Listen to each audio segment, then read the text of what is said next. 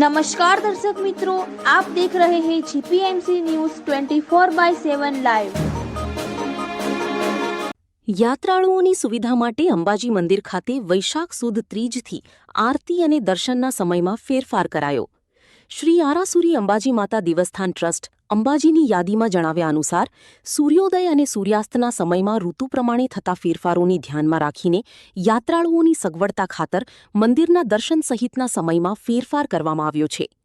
આગામી તારીખ 19/4/2026 રવિવાર વૈશાખ સુદ ત્રીજથી તારીખ 15/7/2026 બુધવાર અષાઢ સુદ 1 સુધી માતાજીની આરતી તથા દર્શનના સમય નવા સમયપત્રક મુજબ રહેશે, જે અંતર્ગત સવારે આરતી 7 થી 7:30 અને દર્શન સવારે 7:30 થી 10:45 સુધી થઈ શકશે।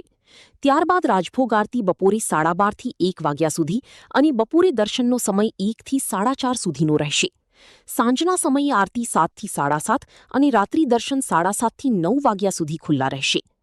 તારીખ 19/4/2026 થી 15/7/2026 સુધીના આ સમયગાળા દરમિયાન માતાજીનું અન્નકૂટ થઈ શકશે નહીં, જેની જાહેર જનતા અને ભક્તોએ નોંધ લેવા વિનંતી કરવામાં આવી છે। Bureau report, Ambaji, GPMC news 24/7 live.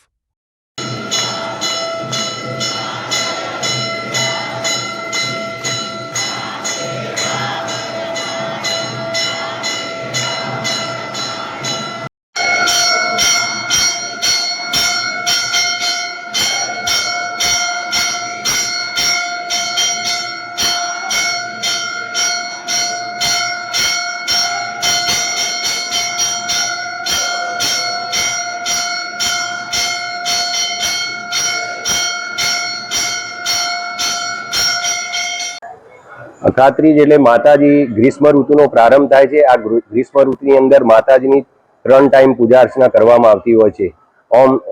એમ જોઈએ તો 2 ટાઈમ પૂજા અર્ચના થતી હોય છે, પણ અખાત્રીજથી અષાઢ સુદ એકમ સુધી 3 ટાઈમ આરતી પૂજા કરવામાં આવતી હોય છે। જે મંદિરનો સમય 11:30 બંધ થવાનો હતો તેની જગ્યાએ હવે 11:15 મંદિર મંગળ થશે અને બપોરે 12:30 જે પૂજા સંપૂર્ણ પૂજા કરી અને 12:30 આરતી કરવામાં આવશે અને સાંજની આરતી રાબેતા મુજબ 7 વાગે કરવામાં આવશે। મંદિર રાબેતા મુજબ રાત્રે 9 વાગે મંગળ થશે। આ સમય દરમિયાન એટલે કે 19/4/2026 થી 15/7/2026 સુધી માતાજીની જે અન્નકૂટ નૈવેદ્ય ધરાવવામાં આવશે નહીં, કારણ કે આ 3 ટાઈમની પૂજાની અંદર અન્નકૂટ ધરાવવામાં આવતો નથી। 3 ટાઈમ આરતી એટલા માટે કરવામાં આવે છે, ગ્રીષ્મ ઋતુનો પ્રારંભ થાય છે, કાળઝાળ ગરમી હોય છે, તેથી માતાજીને 3 ટાઈમ સ્નાન કરવામાં આવતું હોય છે।